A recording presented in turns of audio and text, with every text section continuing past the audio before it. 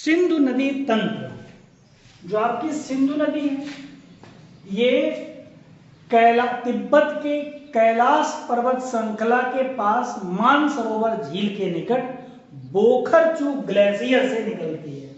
यहाँ एक ग्लेशियर है बोखरचू ग्लेशियर, तो ये सिंधु नदी निकलती है और भारत में प्रवेश करके ये पाकिस्तान चली जाती है।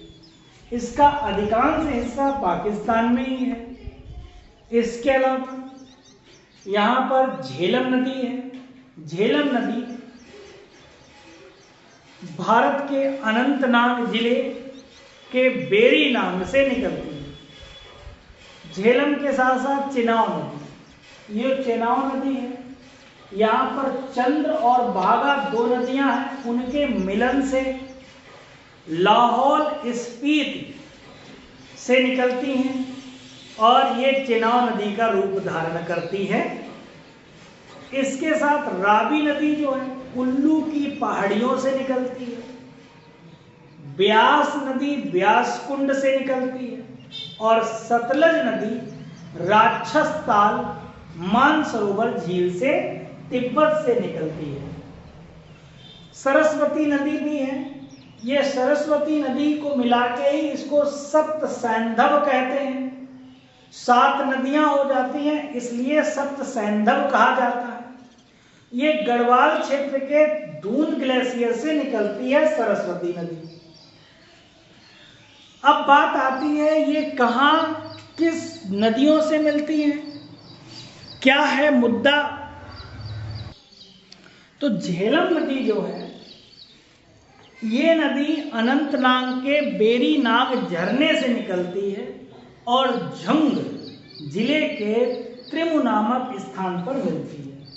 यहाँ झुंग जिला पाकिस्तान में पड़ता है, तो यहाँ पर त्रिमु जगह है, तो वो आके झेलम नदी जो है वो चिनाव से आकर मिल जाती है। तो चिनाव और झेलम नदी मिलती है, वो त्रिमु नामक स्थान पर मिलती है। अब बात करते हैं रावी नदी।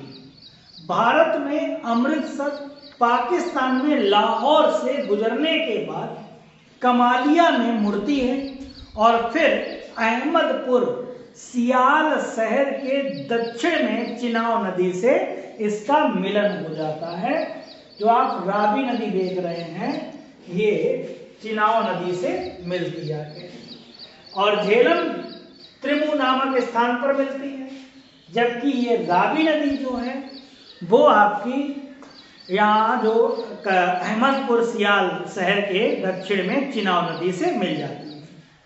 ब्यास नदी जो है, ये जो आप देख रहे हैं, ये ब्यास नदी हरिके बैराज पड़ता है तो सतलुज नदी से मिल जाती है, क्योंकि सतलुज नदी अत्यंत गहरी नदी है और ब्यास नदी उथली नदी है, इसलिए आगे सतलज के नाम से ही जानी जाती है। जिस तरीके से चिनाव नदी क्या है, झेलम से गहरी है और रावी से भी गहरी है, और इसके साथ साथ में जब गहरी है तो चिनाव के नाम से ही आगे बढ़ती है। जब चिनाव के नाम से आगे बढ़ेगी तो चिनाव नदी जो है वो, ये जो चिनाव नदी है और रावी नदी है, ये आपस में मिलती आके अहमदपुर सियाल शहर में। ब्यास नदी सतलज से हरिके पंजाब में 470 किलोमीटर की दूरी तय करने के बाद मिलती है। सतलज नदी जो है सिपकीला दर्रा से होकर भारत में प्रवेश करती है। यहाँ एक दर्रा पड़ता है सिपकीला, तो सिपकीला दर्रा से प्रवेश करके भारत में प्रवेश करती है। चिनाव नदी से उच्च शरीफ के पास मिलती है और मिलने के बाद पंचनद बनती है। तो यहाँ पर क्या है, यहाँ पर उच्च शरीफ जगह पड़ती है, तो यहाँ 5 नदियां आपस में मिल जाती हैं, तो ये पंचनद कहलाता है। और पंचनद जो है ये 5 नदियां जाके सिंधु नदी से इनका संगम हो जाता है।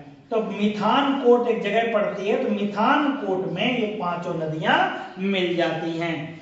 इस तरीके से पांचों नदियां सतलज, चिनाब, रावी, ब्यास, झेलम पाकिस्तान में सिंधु नदी से मिठनकोट नामक स्थान पर मिलती है। सतलज नदी का पानी पिछले 5 वर्षों से 75% से ज्यादा कम हो गया है।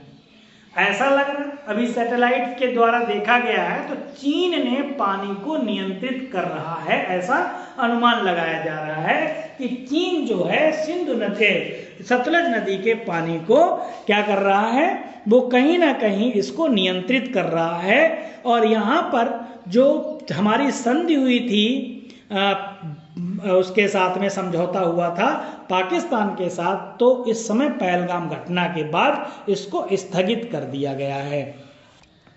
भारत और पाकिस्तान के बीच जो समझौता हुआ था 19 सितंबर 1960 को हुआ था।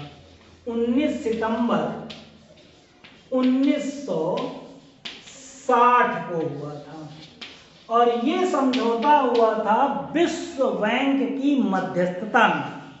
जो जल वितरण का समझौता था वो हुआ था। इसमें सिंधु नदी बेसिन की 3 पूर्वी नदियां थी, रावी, ब्यास, सतलुज। तो रावी, ये रही रावी, ब्यास और सतलुज नदी, ये 3 नदियों का पानी का जल भारत को दिया गया था। जबकि 3 पश्चिमी नदियां हैं जो उनका जल है जो सिंधु, झेलम और चिनाब। सिंधु, झेलम और चिनाब, इन नदियों का 80% जल पाकिस्तान को दिया गया था। अब उस समय समझौता भाईचारे का समझौता हुआ था। अब बात आती है सिंधु जल समझौता हुआ, तो सिंधु जल समझौते की प्रस्तावना में क्या है? सिंधु जल समझौते की प्रस्तावना में साफ लिखा है कि ये समझौता अच्छी भावना और दोस्ती के साथ किया गया, लेकिन पाकिस्तान ने बीते 65 वर्षों में इस भावना का साफ साफ उल्लंघन किया है और भारत के खिलाफ 3 युद्ध लड़े और हजारों आतंकी हमले किए।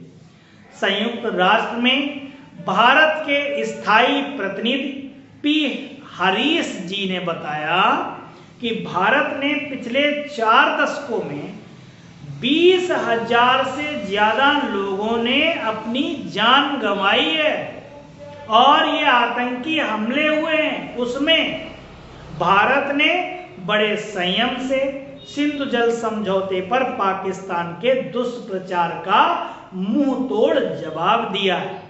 भारत ने हमेशा जिम्मेदारी भरा व्यवहार किया है। वहीं पाकिस्तान बांध निर्माण को बेहतर नहीं होने दे रहा है।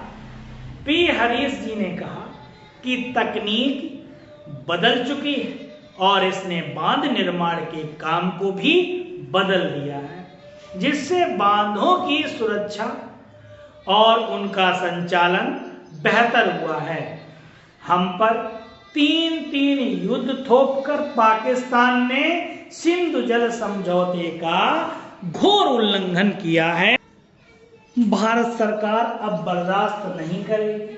19 सितंबर 1960 को कराची में जवाहरलाल नेहरू और पाकिस्तानी राष्ट्रपति अयूब खान ने हस्ताक्षर किए थे और सिंधु नदी प्रणाली के 2 भागों में बांटा, जिसमें भारत को सतलज, ब्यास और रावी का केवल 20% ही पानी उपयोग करने को मिलता। पाकिस्तान को सिंधु, झेलम और चिनाब का पानी, जो कि सिंधु, झेलम और चिनाब का पानी अब पाकिस्तान नहीं जाएगा। भारत ने इस पर प्रतिबंध लगा दिया है और ये सजा मिलनी भी चाहिए पाकिस्तान को, क्योंकि आतंकवाद और व्यापार एक साथ नहीं चल सकते, जैसा कि मोदी जी ने कहा है। तो इस बार बड़े ही सख्त निर्देश दे दिए गए हैं पाकिस्तान को और पाकिस्तान की हालत इस समय बिल्कुल सैंडविच जैसी बनी हुई है। सैंडविच जैसी बने होने का मतलब क्या हुआ? इधर अफगानिस्तान में भी करीना नदी का पानी जो है उसे रोक दिया है और कहीं ना कहीं रोकने का प्लान कर रहे हैं, अभी रोका नहीं। इधर आप देख रहे हैं बलूचिस्तान है, ये भी अलग होना चाहता है। जिस प्रकार से पूर्वी पाकिस्तान यानी कि वर्तमान में बांग्लादेश है अलग हुआ था, ठीक उसी प्रकार यहाँ पर बलूचिस्तान जो कि संसाधन संपन्न है वो भी अलग होना चाहता है। तो इधर से अफगानिस्तान का दबाव पड़ रहा है, इधर से भारत का दबाव पड़ रहा है, इसलिए ये एक सैंडविच की भूमिका अदा कर रहा है, सैंडविच जैसा है इसको। और इधर चाइना जो है उसका भी लालच रहता है कि अभी जमीन अमीन मिल जाएगी इसको, लेकिन इस बार चाइना को भी ऐसा नहीं मिलने वाला है, क्योंकि भारत की सेना का शौर्य पूरी दुनिया ने देखा, पूरी दुनिया ने भारत की सेना का शौर्य और लोहा माना। तो कहीं ना कहीं अब डर जो है पाकिस्तान के अंदर, थोड़ा सा और हरकत कर दी है पाकिस्तान ने तो टुकड़े टुकड़े होने ही वाला है। थैंक्स फॉर वॉचिंग, जय हिंद।